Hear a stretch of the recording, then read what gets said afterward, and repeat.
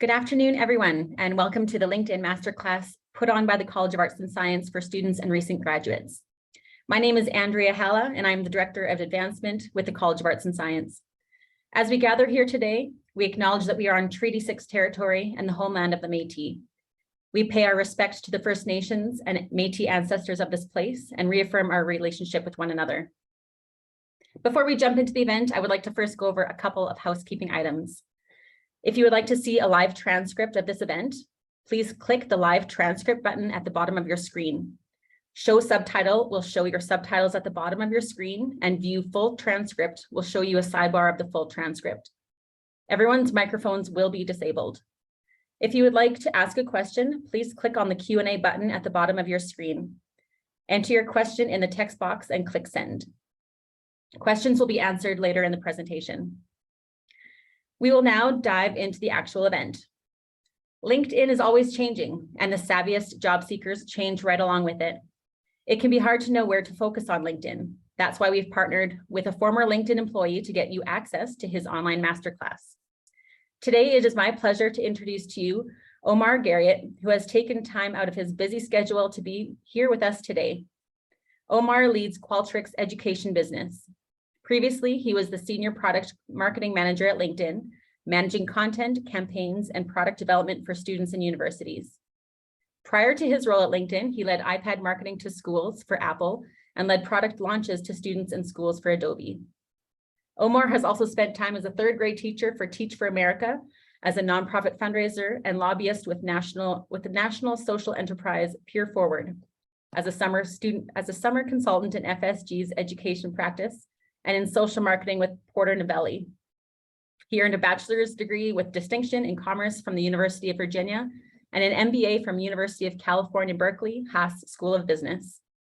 He also holds a nonprofit management executive certificate from Georgetown University and sporadically tweets from @SocialChanger. Please join me in welcoming Omar. Thank you, Andrea. That's so kind. And thank you all for having me. Can you hear me okay before you go on mute? Yeah, we can hear you. Great. Awesome. Well, I'm so excited to be with you today. We're going to have a Power Hour LinkedIn Masterclass on how to make the most of this really invaluable platform to hack into the hiring process, which I would argue is the most useful skill that you will need throughout your entire profession in managing your career going forward, no matter where you are in your career, so or your academic journey. So really appreciate people being here today. Please do use that chat and Q&A, as we said. There might be one or two times where we try to take a volunteer, a few little pop quizzes. So want to make sure that we make the most of the time we have together today. Also, feel free to pull up LinkedIn on your screen so you can follow along. And do not check out when I say this, but you'll hopefully get this both recording and this actual presentation that I'm going to go through today. So I see that question and we answered it. All right, so I want to first thank your amazing team here supporting you.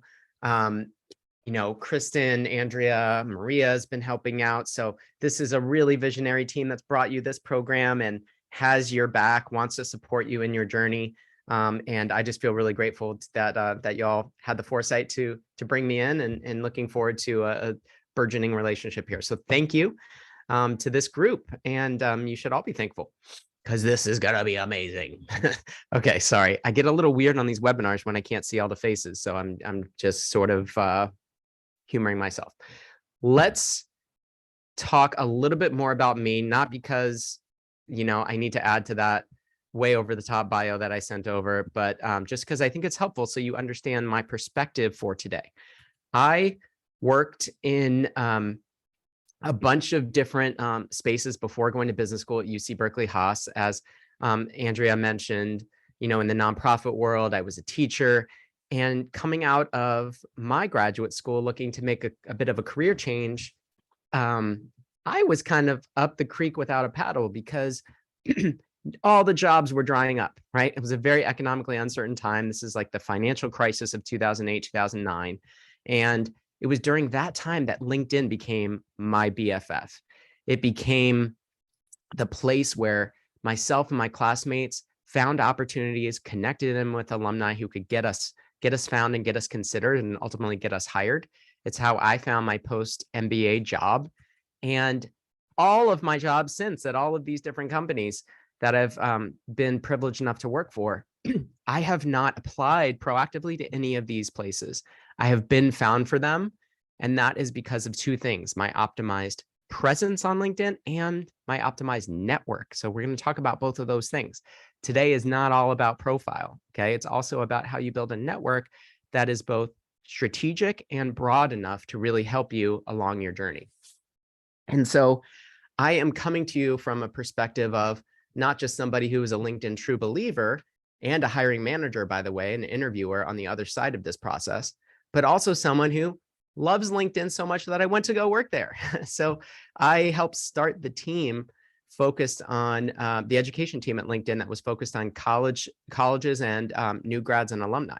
So I have been inside the belly of the beast. What I'm going to share with you today is a little bit of the insider secrets on how the algorithm works, how recruiters search, and all of that. Okay. And if you don't believe that I'm kind of the expert on this, I also need to let you know that I wrote a book with my conspirator at LinkedIn and the co-founder of this program, which launched a few months ago. So you can grab that on Amazon. If you go to this link up here, thejobinsiders.com/linked, let us know that you submitted a review of the book, and I will review your profile in depth for free. Okay, enough about me. I do want to say what you're going to see today is valuable. It works. So I'm very glad that you will get this deck and this recording in perpetuity, but these methods will lead to new inbound messages from recruiters, new connections that could help you along your way, mentors, referrals, and ultimately hirers, right? It will also get you a better sense of what kind of jobs are being made available out there, what might be a good fit for you. And so it's, I promise you these things work. We have trained tens of thousands of students and alumni with this program and offered a money back guarantee. Only one student has ever taken us up on that. So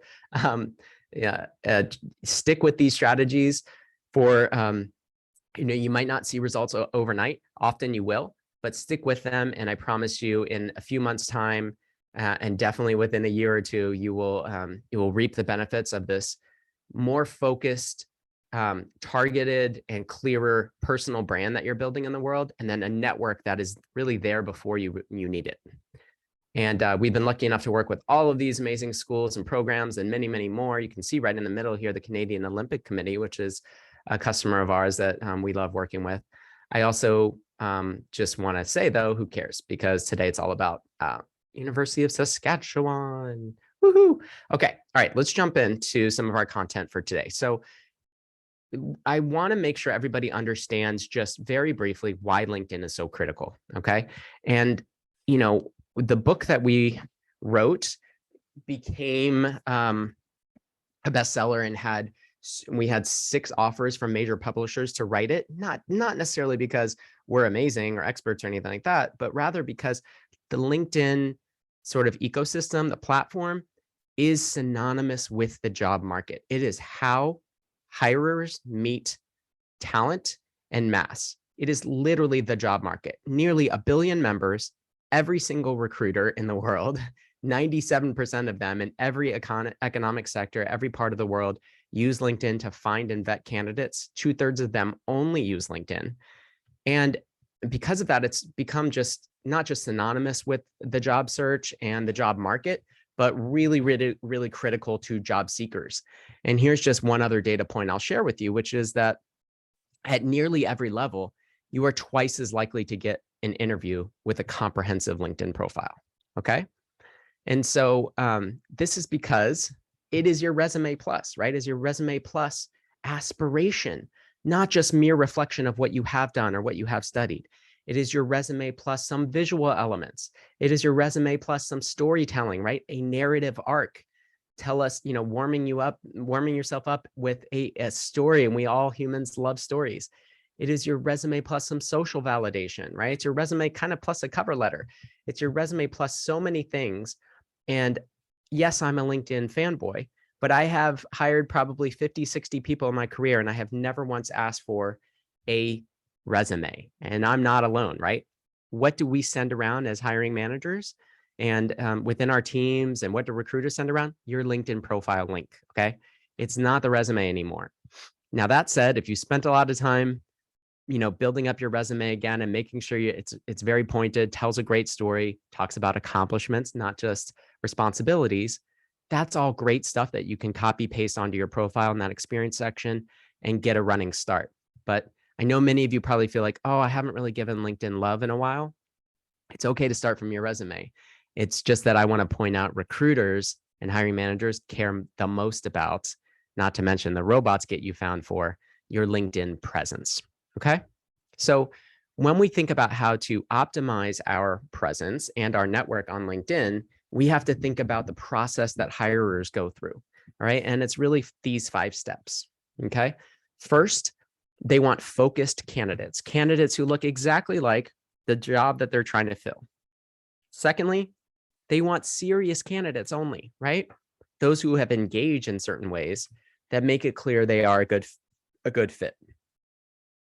Third, they want referrals. This is so important, right? Referrals from current employees are the best source of talent that every recruiter and hiring manager wants. They stay the longest, they perform the best. Fourth, they are going to select candidates based on their connections and their knowledge, right? That's how you win the job.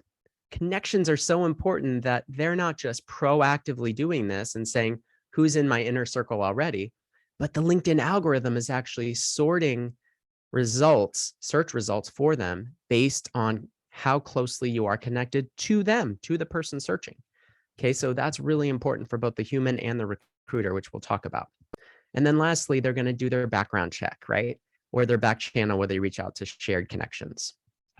So surprise, surprise, you can hack each of these steps using LinkedIn.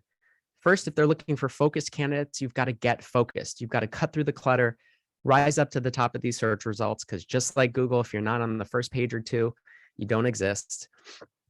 And make sure that you have a very clear story and brand that separates you. This is really difficult to do, even though it sounds simple, and I'm going to spend a lot of time on it. Secondly, excuse me, getting over a cold. If they're looking for focused candidates, you've got to show that you are that. In some very specific ways, you've got to show that you're engaged. Third, they want referrals. So one of your major tasks is to find a lead, somebody who could actually refer you, and warm them up to do so. Okay. This is like a special class of candidate. Okay. You never want to be applying to a job cold. You always want to have somebody on the inside who can validate you, who can even get you in those first 5 days that we know a job is most open and being interviewed for. Fourth, you want to be building your network, both strategically and broadly. Both of those concepts are really important, breadth and depth. And then also your knowledge, right? You crush the interview and win the job offer with your knowledge of the firm, your knowledge of the industry, your knowledge of the company, your knowledge of what it takes to do the job. And then lastly, why should recruiters be the only ones that get to do background checks? You can actually do your own, so you know what you're getting into before you get into it. There is a study that found that 72% of people who switch jobs during the Great Resignation that we're kind of just coming out of have actually regretted it, right? Why? Because they haven't done their due diligence, and it turns out the grass is not always greener. All right, so this is a bit of the 5-step framework we're going to walk through today, and that the book amazingly in much more detail walks through. All right, I feel like a salesperson. I'm going to stop on that. All right, so I'd like to pause here for a quick pop quiz, and you can just put this in the chat or the Q&A for me to see. And here's my first question. Let's assume you're sort of more in the exploration phase of your search right now. What's the very first thing you should do in your job search?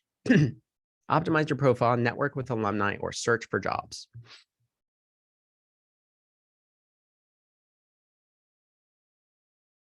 All right, I'm seeing some answers come in the Q&A. I don't think everybody can see these, but this is helpful for me. All right, so I'll just narrate what I'm seeing. Several A's, a bunch of A's. There's a B.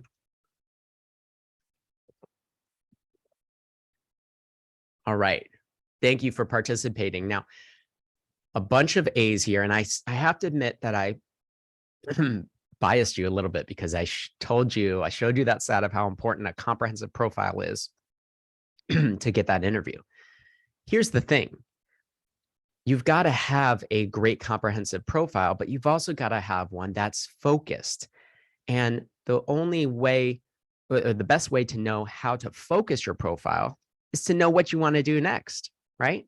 And the best way to know what you want to do next is to talk to people who've actually been in those jobs, right? To get the real sense of what it's like to be a content writer at Amazon or a product manager at Google. You want to find people who've actually been in those seats. And here's the best group to tap because they've already blazed these trails for you. And just like you have sat in the seats at University of Saskatchewan, it's your alumni network. And just to put a fine point on this, the reason is because there is no such thing as an optimized profile, a perfect profile in general, right? Despite LinkedIn's efforts to gamify this whole thing, really all that matters is that you have a perfect profile for a specific job. So the whole idea of getting focused is to find out from people who are in those jobs, where do I want to focus? And then that makes focusing your profile a lot easier, right? Then you're telling a coherent story. The biggest mistake that job seekers make that I see is they throw spaghetti on a wall. They say, here's everything that I've done. Here's everything I've studied. Here's everything I'm interested in, all the skills I have. You, recruiter, pick out what matters to you in this job, right? Rather than saying, doing the hard work up front to connect the dots, to say, here's a story I want to tell you about what I've been doing, what I'm good at, what I bring, and what I want to do next. And then having that be a natural fit with both the algorithm and the way we know recruiters search, okay? And so again, the best way to know this is to tap the paths of alumni who are willing to engage with us because we have that great shared affiliation of USASK. I don't know if I said that right. USASK, University of Saskatchewan, right? We share that affiliation. We share that passion. We love this institution. And as you can see, the best way to do that is something called the LinkedIn Alumni Tool that I helped build when I worked there. 108,000 alumni of this great institution who've gone on to do all kinds of really cool things, okay? And so what I'd love to do right now is actually just take a quick volunteer off mute if I'm able.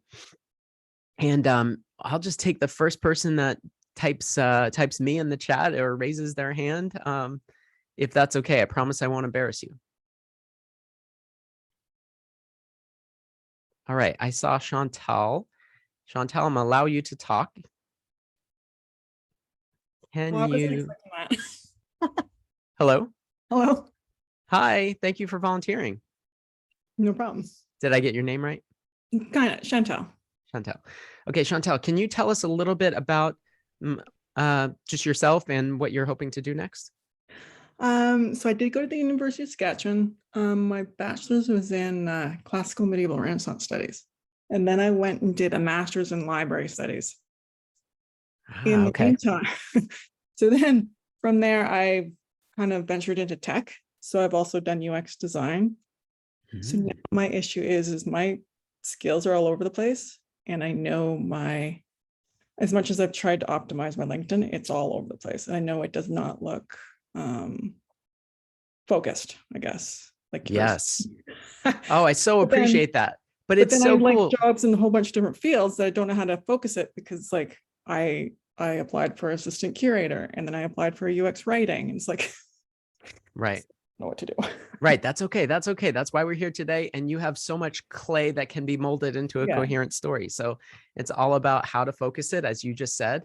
And part of the problem or the challenge I'm hearing you verbalize is that you need to actually get some more data from the horse's mouths to figure out, well, how do I evaluate a curation job, for example, versus a UX job at maybe a new employer? And again, we're going to try to find some alumni that can help you along that journey. Okay. So thank you for volunteering. Thank you for sharing. And so let's jump in here to LinkedIn. Can you see my screen? Yeah.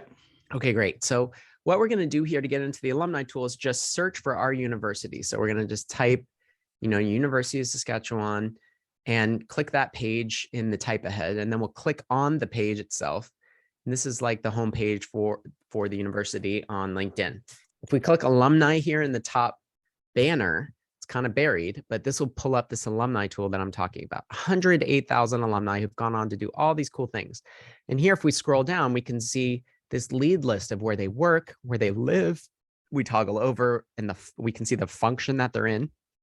So not the industry, but what they actually do, skills they have, which could be a little bit of an interesting blueprint or a way to connect, similarly with what they studied, and then how you're connected, okay? So Chantel, let me just start with a more basic question here. Do you know geographically where you want to be? No. Okay. Right now, I'm open to being in Canada, anywhere in Canada. If I could go across seas too, I'm fine with that. Okay. But yeah, I'm not So really.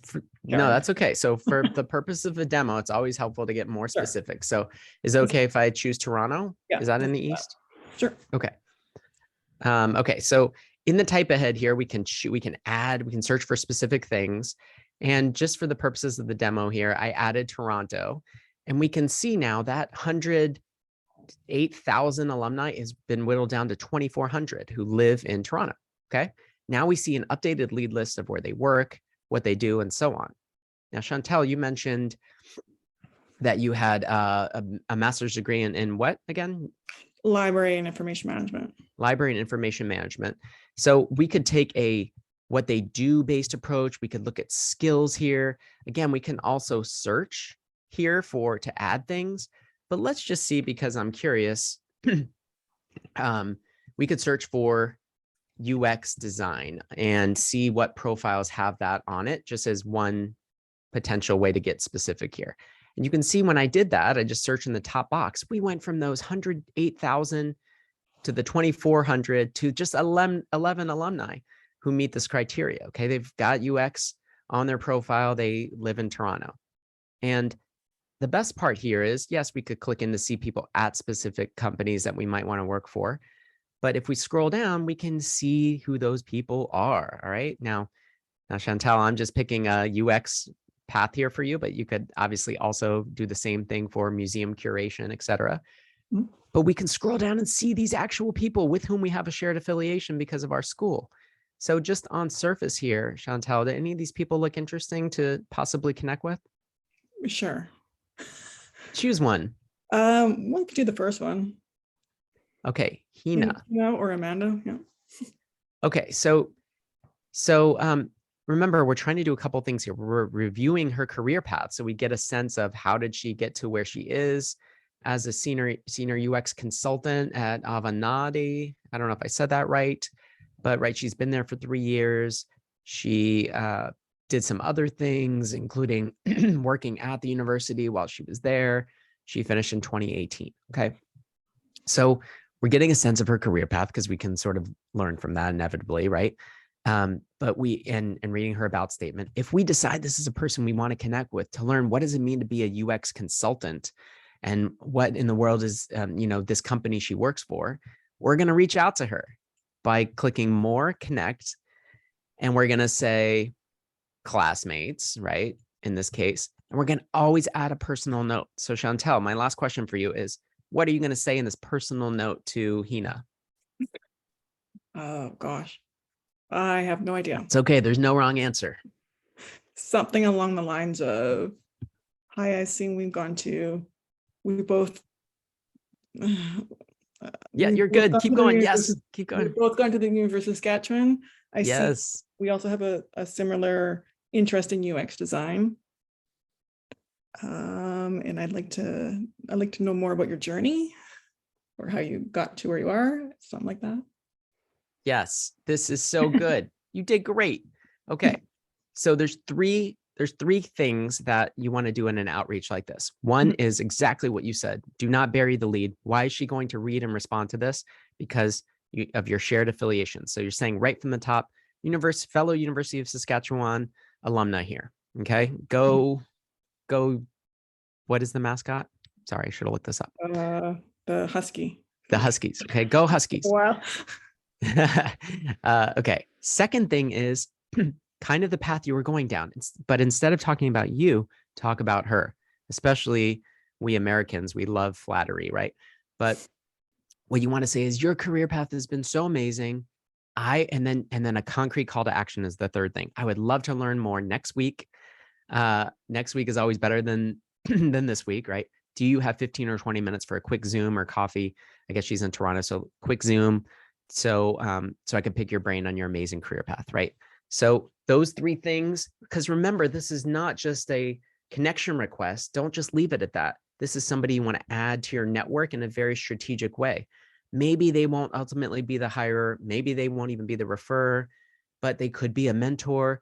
They could also just help direct you on your path as you're in this exploration phase, right? Helping you rule out things even, right? And you've got to have a lot of these conversations to get to the right one, okay? So this is some of the power of this LinkedIn alumni tool. And by the way, these exist for any other school that you've been a part of or have had any exposure to, okay? So I love the comments in the chat here. Can you guys see these, or only if I answer them?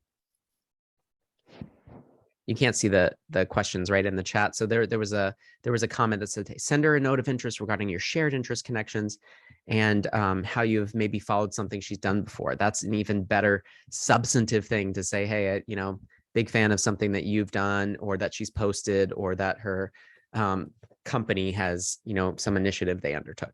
You don't have to go crazy with this initial outreach. The whole point is to facilitate a real world connection and not just a digital one. Okay. So Chantel, thank you so much. I appreciate you volunteering. I wish you luck in figuring out these different pathways that are available to you. The best way to do that is to reach out to people who've actually been in them. Thank you. Thank you. And by the way, if you're like Chantel and kind of open to different pathways, I'm going to show you some ways that you can actually hedge your bets and state that sort of, implicitly on your profile, as opposed to having to just go out there boldly with one specific focus, though I would love for you to do that. All right.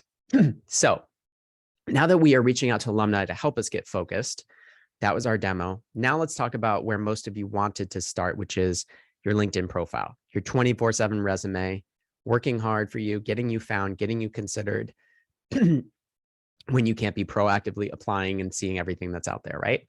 And so when we think about our profile, it's really important to think about it from the perspective of the recruiter, okay? Recruiters pay for a very special version of the LinkedIn product that is called Recruiter, great branding, and it costs $10,000 a year for them to have access to. And basically what this allows them to do is to get really filtered really quickly to people who meet their criteria, okay? But for the most part, what are recruiters doing? They're starting their searches because they have a lot of people to just fill the funnel to try to find the right match, especially right now while there's more jobs than job seekers. They are trying to just fill the funnel and get as many possible matches as they can with a basic search, right? And they're searching for, as you can see here in the top left, project manager and greater Chicago area, title and location. All right. Then they're saying, LinkedIn algorithm, I trust you, show me the results. And then they've got these filters across the top that I circled where they can filter out candidates. Okay.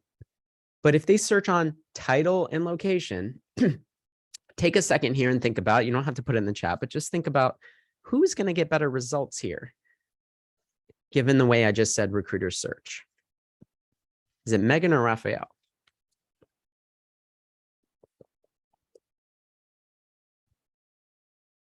Now, if you were thinking Megan, you're right. Why? Because she, just like it says at the top of this slide, is very focused.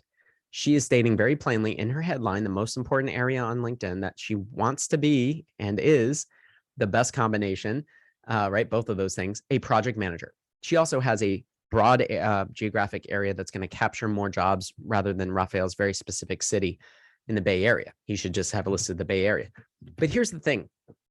This title that you're putting in your headline needs to be aspirational, okay? So because remember how recruiters are searching. They're saying, show me, I'm looking for a project manager, right? So if you want to be that, you've got to have that in your title. You could say aspiring project manager. You could say seeking project manager opportunities. You could say project manager and aspiring project manager, but you've got to have that string to give yourself the best chance given the way that recruiters search. And you've got to be focused. Don't list everything. Pick a lane, unlike Raphael, who's listed way too many things, right? He's just trying to sort of stuff his headline. For somebody like Chantel, you could find a way to get both of those things in there, right? UX designer passionate about museum curation or something like that. That's perfectly fine. However, you're going to get better results when you pick a lane. And so it's a website, unlike a resume. You can get some data, right? You can see who viewed your profile. If you are a UX designer or UX design consultant one week, and then the next week you are a museum curate, museum curator. Now or librarian, right? Here's the thing. I would wait more than 1 week just so you get a sufficient data set, but you can get real-time data. You can A/B test some of these headlines if you're truly undecided. All right. But getting focus is going to get you a better result. Especially for those of you who might be newer graduates, you can, get away with sort of talking about what you aspirationally want to do here, and have a little bit of license to do that because you're at the truly exploratory stage in your career. And there's good questions coming in about how do you do this if you're transitioning careers, and an earlier question about career and education gaps. I'll get to all of that. Okay, so let's focus in on what makes for a discoverable, focused profile on LinkedIn. And it's really about optimizing for two audiences, if you will. Okay. The first is the man or the human recruiter. Okay. The second is the machine or the computer algorithm, right? For the human recruiter, the two things that matter most are profile photo, which gets you 21 times more views by recruiters, and then headline. So for photo, what do I mean by a great profile photo that gets you those views? You alone, facing forward, non-noisy background, right? Nice plain background, closely cropped. There's cropping tools now when you upload your photo. And then the last thing is you want to think about what you're visually communicating with your dress, right? You want to look like you are already a part of the industry or the company or organization that you want to be a part of, right? So my friend Tony up here, he looks great for Silicon Valley where we work together. He would look underdressed for the finance scene in Toronto or New York, right? Okay, so profile photo is really important. And by the way, you don't have to have a professional headshot. We've all got these phones now with portrait mode. There's no excuse not to have a great one. Secondly, headline. Remember, I said this is the most, well, maybe I didn't say this, but it's the most important area for the recruiter because it's what they skim in these search results. By the way, this is a screenshot of the recruiter search results. They skim headlines to get a quick sense of who you are. What matters to the machine or the algorithm? Also two things. First, keywords. The right keywords in the right places get you 40 times more views by recruiters, all right? And this is a really important metric because it shows that you're being considered for jobs that you want to be considered for. Secondly, though, to the machine, the algorithm is your connections. So I said this at the top, but I just want to emphasize, and if you're multitasking, maybe just stop for a minute here and just listen to the statement. Getting found on LinkedIn is not just about having all the right keywords. It is also about having the right connections, because the search results in the recruiter product are ordered by connection proximity to the person searching. Okay, so literally I get different search results than Chantel will get, different than Kristen will get, and others, right? Everybody is different. So you've got to make sure that you're showing up for the people you want to show up for and rising up in the results that accordingly. Okay, so man and machine, human and recruiter, human and algorithm. And so let's dig into the keywords that are so important. I said the right keywords in the right places. Here are the right places in priority order. First and most important, that headline space. If you're paying close attention, you understand that this is, again, the most important real estate on LinkedIn because it's doubly important. It's what recruiters skim and it's what matters most to the algorithm. Secondly, though, very, very important and a great opportunity to get keywords in is your summary section. This is called About Now, but you need to think of it still as I do, which is a summary section. And you're going to follow the following format: 1 to 3 sentences, tying those dots together of what you've done, what you've studied, right? Building to a purposeful narrative about what you want to do next and why you're a good fit for it, right? Telling a story. But then you're going to have 3 bullets. Bullets are totally fine here. That are the greatest hits of your resume. Okay. Accomplishments, not just responsibilities. And then the most important part is a paragraph or 2, if you need it, that say expertise in, specialties in. If you're a recent grad or still studying or doing courses on the side, you can even say expertise in, and you're going to list all the keywords that are showing up early and often in the job descriptions that you're most interested in. Okay. And then third most important to the algorithm is your actual job experience, because LinkedIn's algorithm, being unsophisticated, is going to say, if you've been a brand marketing manager, you're probably a good fit for a brand marketing manager job. And then also your skills. You can list up to 50 skills on your profile.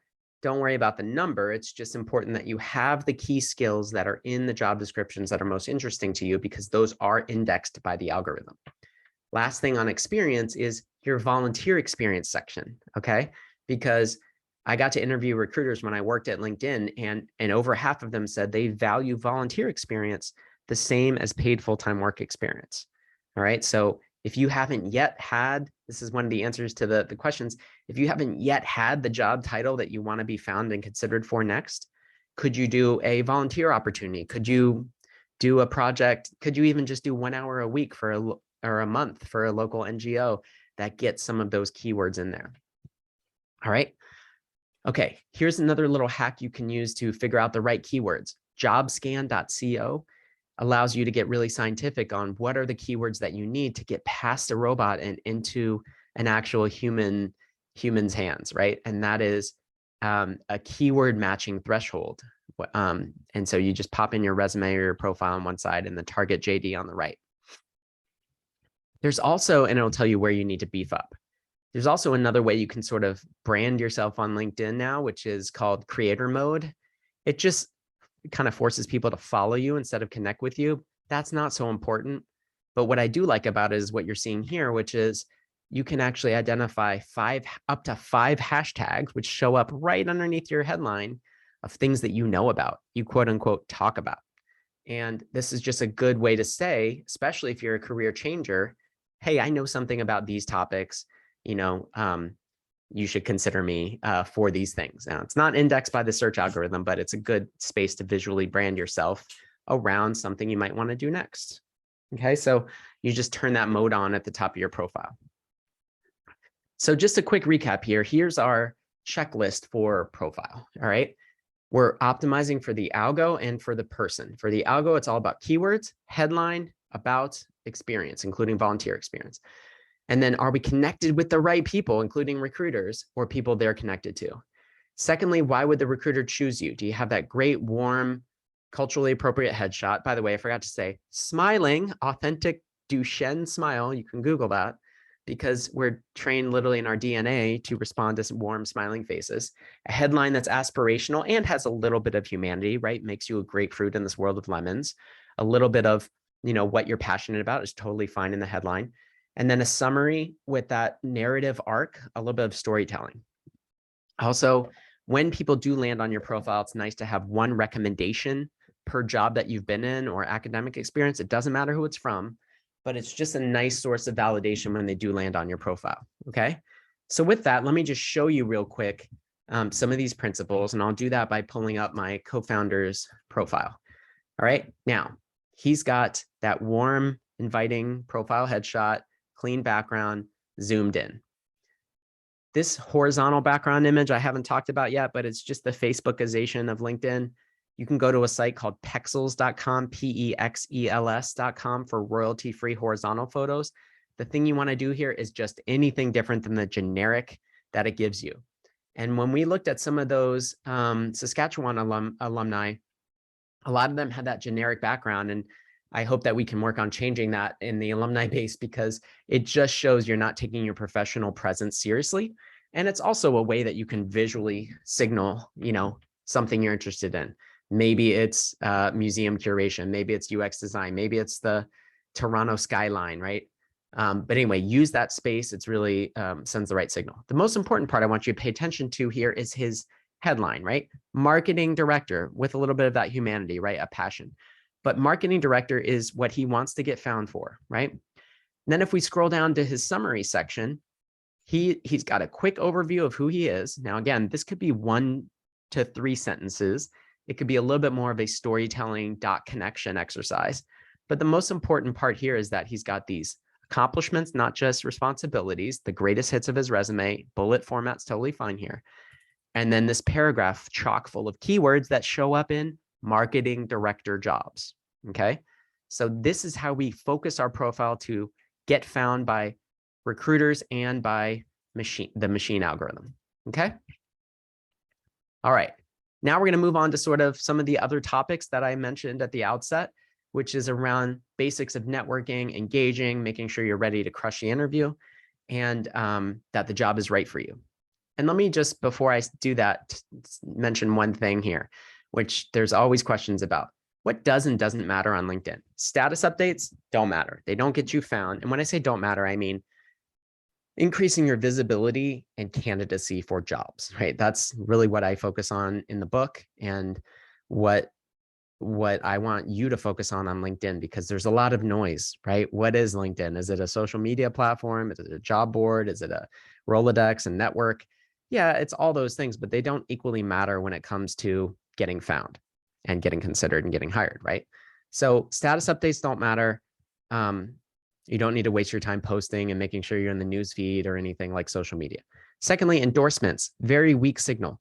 No recruiter focuses on these, and it's not even part of the algorithm's results because it's a very weak signal, right? Your best friend or your mother can endorse you for your PowerPoint skills. It isn't a real signal. Skills, however, do matter, right? LinkedIn Premium, you don't need it. All you need to do is trial that for 30 days if you're in a very active searching phase, but it doesn't rise you up in the search results or provide any real value there. What does matter, by contrast, instead of status updates, is an article. Especially if you're looking to make a career pivot, you can actually say, hey, I have an original thought on something, by posting an article that gets distributed in the LinkedIn network, right? So it's not just crickets, but also gets attached to your profile, so you can show, not just tell, that you have a real perspective. This is, again, especially important if you're trying to make a career pivot. Recommendations of volunteer experience we talked about. And then there's other ways you can show, not just tell, by uploading, for example, projects or work products that you've actually done attached to certain parts of your profile. Don't go crazy with this, but it's nice to use that opportunity that you can't have in your resume to say, hey, here's something I've done. For example, Chantel could upload some of her UX projects that she's proud of. All right, let's jump into a little bit more around networking, okay?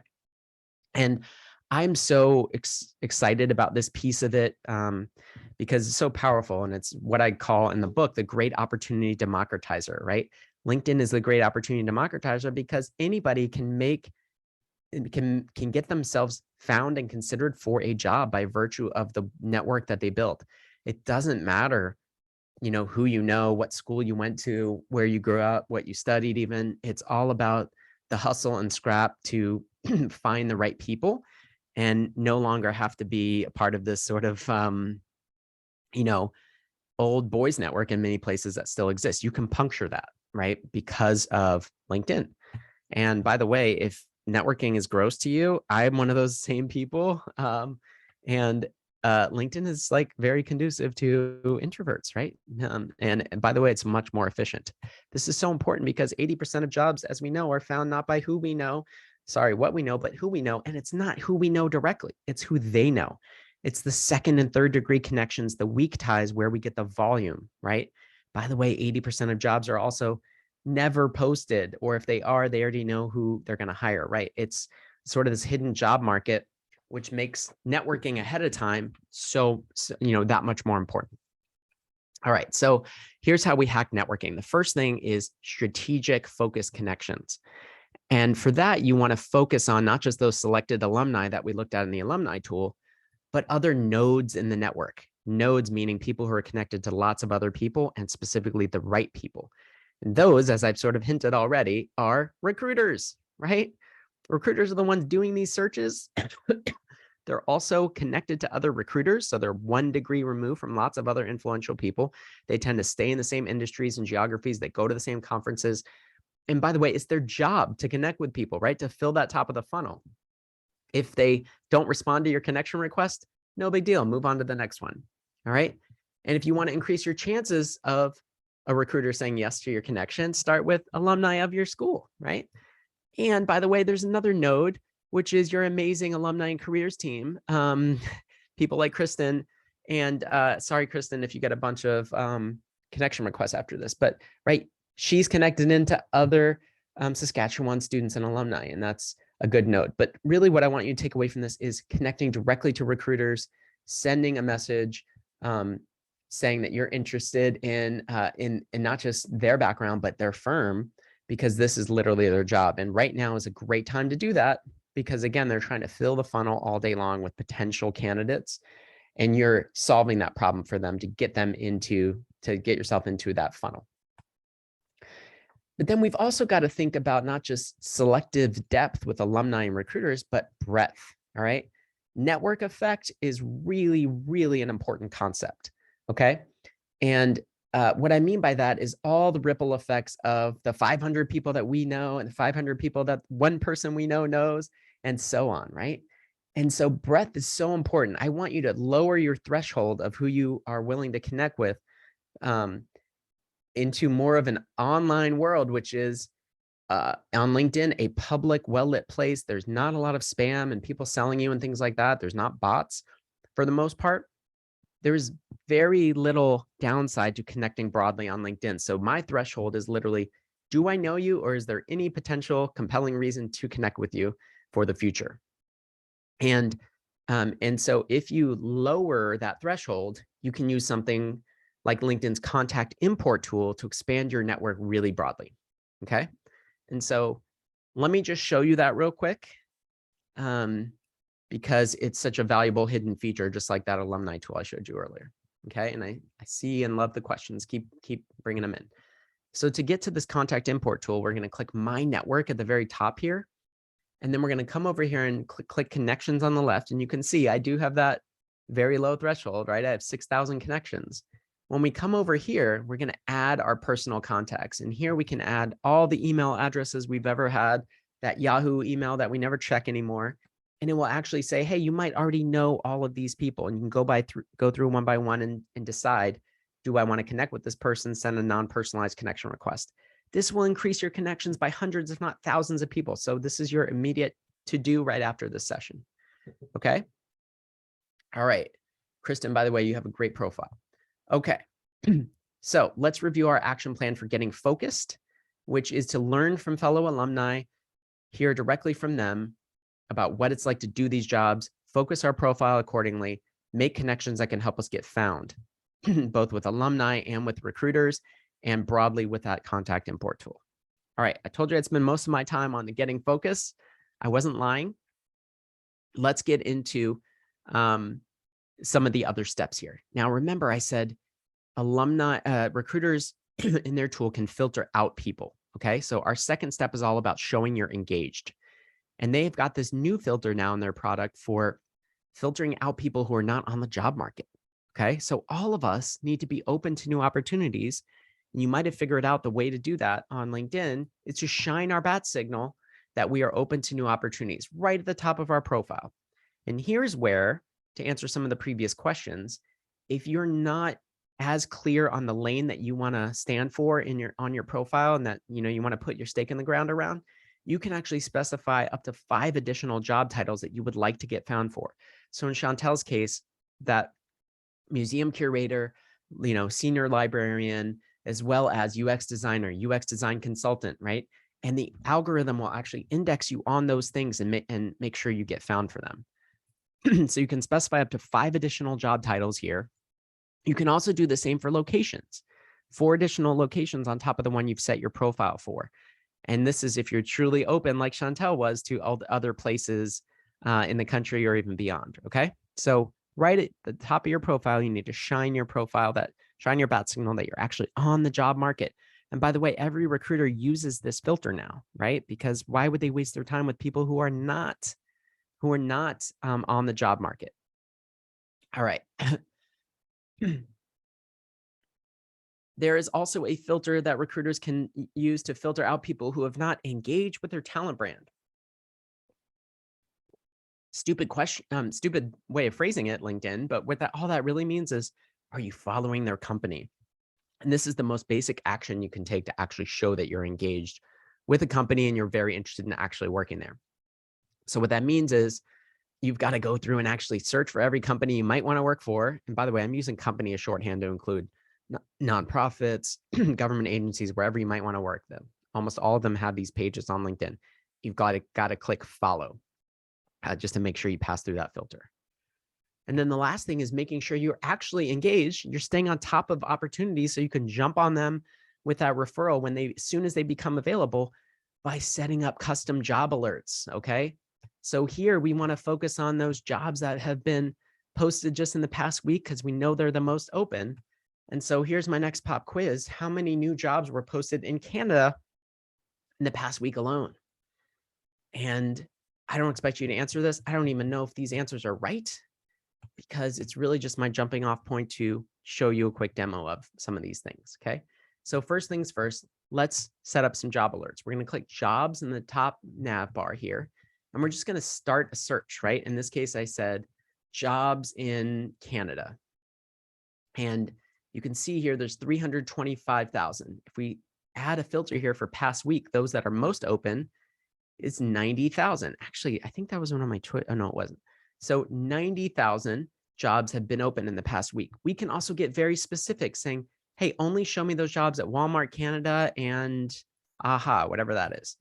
3,000 jobs now. Okay. We could say, I only want to see mid-senior level director and exec. Now we're down to 737. And you can set up multiple of these. Let's say you really wanted to work at a specific company or with a specific title like US designer anywhere in Canada. You could set those up. And every morning in your inbox is going to push to you the new job opportunities that meet those requirements. All you've got to do is toggle set alert on, and you will start getting those job alerts in your inbox. By the way, connect an email address that you actually check to LinkedIn because you want to get these. You want to get those recruiter inbounds, et cetera. Okay. Let's also just remind you how you search for and follow a company. All you do is type the name of that company at the very top, and you should be checking out their company page to make sure you're ready for your interviews, right? Because this is like their homepage on LinkedIn. All you do is click follow. When you do that, you see some other usual suspects that you can just click follow, follow, follow. Okay. I'm going to unfollow this company because I don't know anything about makeup or whatever, beauty. Okay. Lastly, making sure that we turn on our bat signal. This is right on your profile. If you go to your profile, I have a new job now, and we can do this right here. We can set our parameters. We can say, hey, find me for these other job titles. Here's the type of work I'd like to do, locations, etc. And then there was a comment about recruiters don't like open to new opportunities. That is actually true, generally speaking, because LinkedIn has actually trained them over time to prioritize passive job seekers. So what you want to do is turn this bat signal on first to people only using Recruiter. See how that goes for a few weeks or a month, depending on what your situation is, how desperate you are for a new job. If you really want to broadcast that, you can shine the signal that you're open to work for everyone, but that puts you in that category of an active job seeker, which, you know, they're just a little bit less excited about sometimes than passive job seekers. Now, look, job seekers have all the power right now, so I don't think you can go wrong either way. But I did want to mention that one comment because that was a good one. All right, let's wrap this up and get into our very last few sections here, and then we'll see what questions I didn't answer. Remember, this is our action plan for showing we're engaged, setting up those job alerts, etc. All right, referrals, I said, are so important. You don't need to actually answer this. I'm going to go fast, but 40% of actual hires are from referrals. And this is crazy because they're only 7% of applicants, right? Companies all give out referral bonuses because they're great sources of talent. And think about it this way, when you're trying to connect with people and find people who could be referrers, you are giving them an opportunity to get a referral bonus. You're doing them a favor, okay? I want you to be bold, be proud, be loud. All right. The best way to find potential referrers and hiring managers, by the way, is to use LinkedIn Advanced People Search. And once you find those people, reach out to them on LinkedIn in the way we showed. And I have a template for this in the next slide. But if you really get desperate and you're not getting that response, you can actually find everybody's work email address with a tool called hunter.io, which will give you the most direct path to reach out to them at the email they're actually paid to check. Okay. And here's that template for how to reach out to them that has about a 2/3 response rate. It's all about shared affiliation and flattery. And then a concrete call to action. Now, if you're reaching out to people who you don't share your university with, think about other shared affiliations. Maybe it's just a passion for the organization they work for. It could also be shared connections. It could also be volunteer interests, etc. Okay, but that's the reason they're reading and responding. And let me just show you LinkedIn Advanced People Search real quickly, because it's kind of like the Alumni Tool on steroids. This is where you hit a paywall if you don't have LinkedIn Premium, but you've got to do hundreds of these searches per month.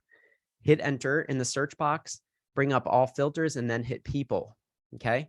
Then from there, you want to search all people filters. And here's where you can add things like past company, by the way. But you could say, show me all the people who work at LinkedIn, Microsoft, and Amazon who went to Saskatchewan, right? University of Saskatchewan, and work in a UX role. So we're just going to add that in the title. And of course, that didn't work. Let's, just for the purpose of the demo, let's add University of Washington, right? Another school that we might have gone to or been affiliated with. 264 results. And really importantly, we can actually see who we have in common with these people. So we can reference that in our connection request, right? All right, so this is like your lead list of 264 people who can help get you in the door and get you referred. And oftentimes we don't need to go to the CEO. We need to go to just anybody, even people, especially who are in that team we might want to be in, like UX, because they happen to know or have credibility with the hiring manager. All right. Remember, you're giving them a chance to get a referral bonus. Lastly, I said recruiters select based on knowledge. You've got to build your knowledge in some very specific ways. The first, to make sure that you always view the profiles of the people interviewing you. That drives me crazy when I'm interviewing people. I want to know about you, not about me. But then also LinkedIn's got some tools now that help you do AI-powered interview practice. You can actually get feedback from the robot on how you're answering certain questions. And let me just show you where this is real quick. If you click that jobs icon again, and then on the left, you click interview prep, you can practice common questions, and you can even see what those questions are over here on the left when you pick certain categories, right? I want to see the most common questions that are asked of marketing managers and marketing manager interviews. Here are the 17 questions which you can practice and get feedback from a robot and from your network if you wanted to reach out to specific people and say, hey, how did I answer that question?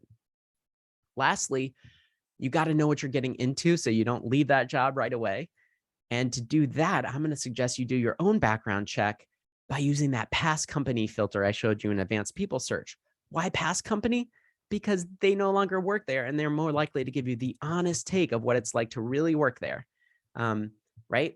If you couple that with title, so you know they're in the right team, maybe they even have the same manager or school, that shared affiliation, they'll be even more likely to give you the honest take. All right, so let me just recap these 5 steps we talked about today. We're going to get focused by reaching out to alumni, figuring out what does it actually mean to do these jobs, representing that strongly on our headline, summary, and then actual job experience, including volunteer experience. Secondly, we're going to show we're engaged by shining our bat signal that we're on the job market. We're going to set up custom job alerts. We're going to follow target companies. Third, we're going to find a lead, somebody using Advanced People Search that we can help us get in the door and get referred. So we are a special class of candidate that can actually get noticed by a human. And we're going to use Hunter.io if we really have to. Fourth, and throughout, we're going to build our network both selectively with alumni, with recruiters, and broadly by using that contact import tool. And then lastly, we'll do a background check so we know what we're getting into. I want to remind you of this link to get a personal profile review. And then here's how you can reach us on Twitter. And with that, I'll hand it back over. We're right at 3 o'clock my time. If we can stay another minute or two, I'll answer some of these additional questions, but want to hand it back over to Andrea and team. Thanks, Omar. That was really great. I think we are right at time. So unless there was one last question you wanted to try and answer, if there was one that jumped out at you that you didn't get. I'll be really quick. Interview prep is all free. And then the question about career gaps that I know some of you might be facing, there's actually a new feature on LinkedIn where in your experience section, you can actually add what they call, I think, a career break, and you can explain it. I will say you don't necessarily have to explain it. I think sometimes people worry about that more than they need to. But if you feel like it's long or needs addressing, you can do that actually in your experience section. If you really want to be transparent, you can put it in your summary section and say, hey, I took a number of years off to explore XYZ or to, stay at home, whatever it is. You can now explain that, but there's trade-offs of doing so. And I think don't over rotate on that. I'm so glad to see the positive comments, and I just wish you all the best of luck. And I hope today was valuable. Awesome. Thanks, Omar. I know for myself, I will be refreshing my LinkedIn profile after working hours today. I just want to thank you again for taking time out of your busy schedule to be here today. And thank you to everyone who's joined us. We love hearing what our students and alumni are up to, so please do stay in touch with us. And if you have any questions or feedback about this session specifically, or others that we've done in the past, or ideas for the future, please do reach out to us by email at alumni.artsandscience@usask.ca. And please also keep an eye on the College of Arts and Science events page to see our future events. And I hope you all have a wonderful afternoon. Bye, everyone.